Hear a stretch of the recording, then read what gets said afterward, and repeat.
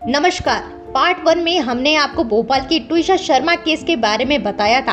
अब बात उस दूसरे केस की है जिसने लोगों को अंदर तक हिला दिया। ग्रेटर नोएडा से सामने आई इस खबर ने हर किसी को सोचने पर मजबूर कर दिया। दहेज के लिए प्रताड़ना के आरोपों के बीच दीपिका नागर की मौत हो गई और जब उसका पार्थिव शरीर घर पहुंचा तो परिवार का रो रो कर बुरा हाल था। सिर्फ 24 साल की दीपिका 1.5 साल पहले शादी हुई थी।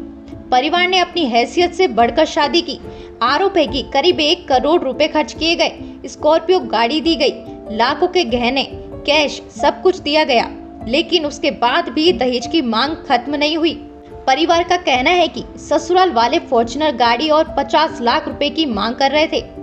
अब जरा सोचिए, इतना सब कुछ मिलने के बाद भी और चाहिए।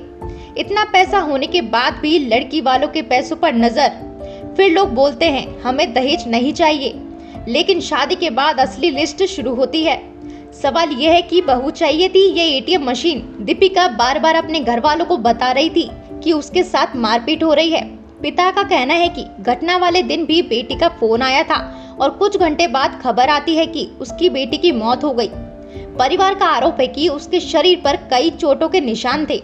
मामले में पति और ससुर को गिरफ्तार कर लिया गया है और ससुराल पक्ष पर दहेज के लिए प्रताड़ित करने के आरोप लगे हैं। लेकिन यहाँ एक बात और समझने की जरूरत है, जितनी गलती ऐसे मामलों में ससुराल वालों की होती है, कई बार उतनी ही गलती मायके वालों की भी होती है।